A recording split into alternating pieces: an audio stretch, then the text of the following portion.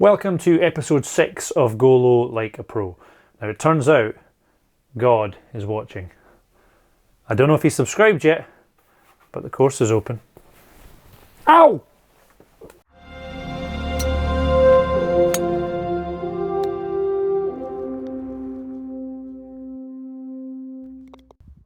So as you can see, today is the 2nd of February, day 33, which was actually last week, technically.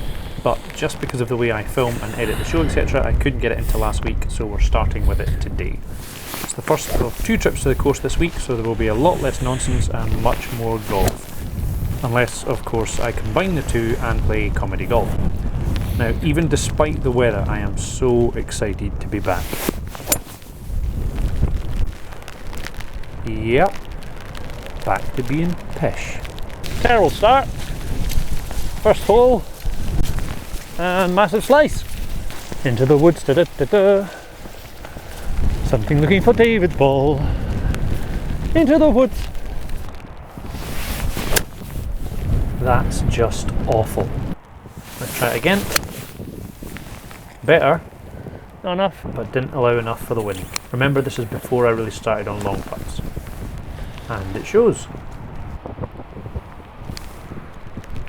And short again. So cold. My body's not too bad, so I've got loads of layers on, but my hands are freezing. That looked alright. Any better, Dave? Nope. Okay.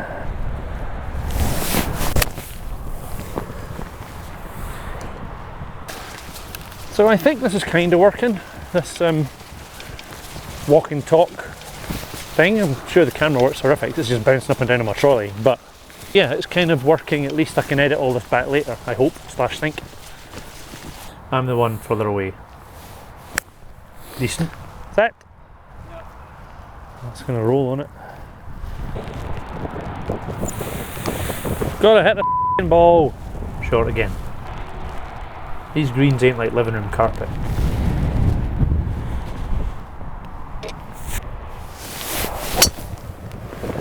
Now that looked good. That was good. Okay, so it's absolutely Baltic. My dad's freezing. I think we're probably only going to play this hole, the next, and maybe the 9th to walk in. That'll still be 5 holes. Better than nothing.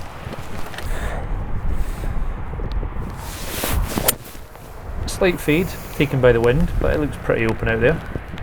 Anywhere other than right beside a tree, then I might have been able to confidently have a go at this and put it on the green.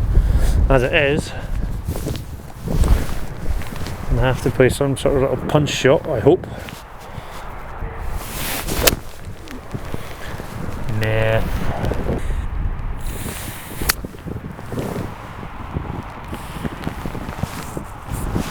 Getting the thumbs up from Paul. Don't know why, I'm so miles away.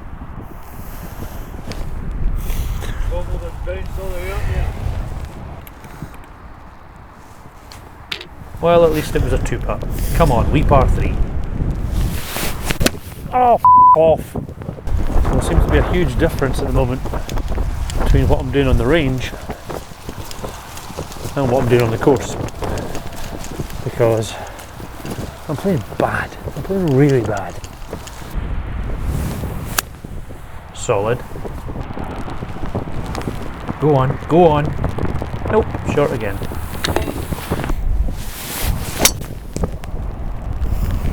I didn't actually see that down, but I reckon that sliced about 150 yards.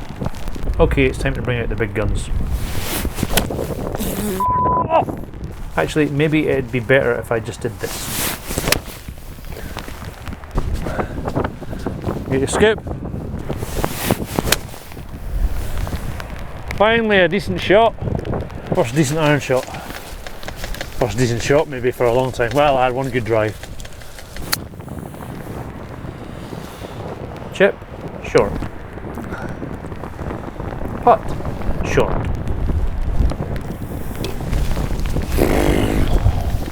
So bad. So bad. It's good. It looks good. It's short, but it's better. And then the putt is short. And that putt is short too. Oh, that's f***ing atrocious. Come on, stop leaving everything short. Set!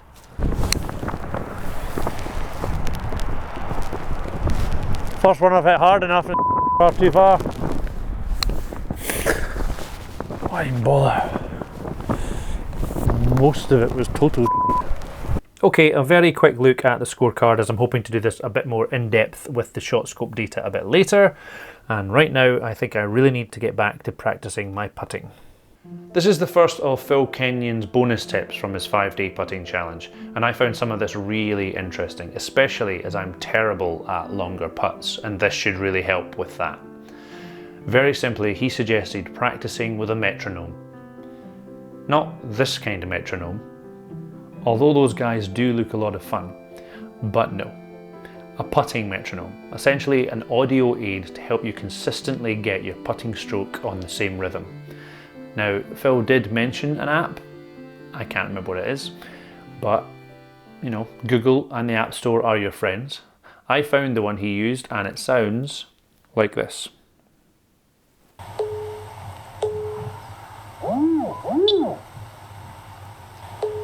So you've got 2 beeps. That's to prepare yourself. After the second beep, you start your backswing. Then those 2 sort of slide noises are your backswing and your follow through. The high-pitched noise is impact.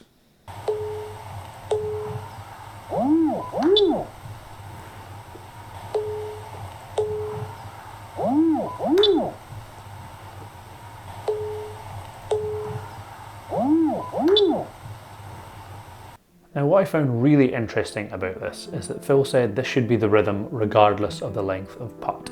So short putts, this rhythm. Long putts, this rhythm. Now, that means that as we're keeping the timing the same, but we're changing the distance, i.e. the length of the backswing, means the speed's going to have to change as well. So shorter putts are going to be slower, and longer putts are going to be faster.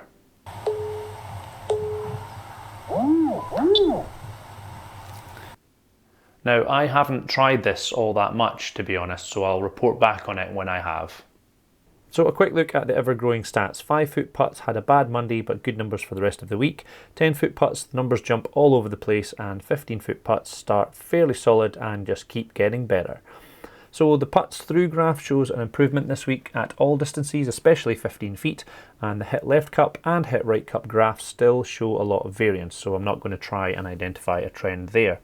Total average percentage from 5 feet since I started the challenge is now 77.4%. From 10 feet it's 70.1%, that's since the start of February, and at 15 feet it's 66.3%. Remember, that's just through the cups, or started online, not hold before you get too excited.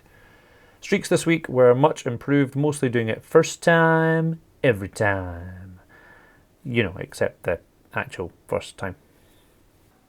And now it's time for something I've never tried before. So here we are in the snow, ready to crack on with our chipping practice. I want to show you something very quickly. So normally I have a few basins out there. You can only just see the green one, which is the tallest. That's how deep the snow is. Can't even see where they are. Now the next stage of Phil Mickelson's secrets of the short game when it comes to chipping is low running shots, or chip and runs. Now, I've been told many things over the years about these shots. One of the most repeated is that if you can play this shot, you should, because it's got one of the lower margins of error. You want to get the ball on the ground, rolling along the green as quickly as possible, so it's more like a putt. Now that's something else I've been told. I should play this shot like a putt and just allow the face of the club to give it that initial chip. Big Phil, however, suggests just 2 things when he's teaching these shots. Remember, he's already told us that we're going to use the hinge and hold technique for all chip shots. So the only difference with these low running shots, or chip and runs, is 2 things. The first is that we just change club. We play a lower lofty club. Instead of my attack wedge that I've been using, I might use my 7-iron, or a 5-iron, or a 9-iron.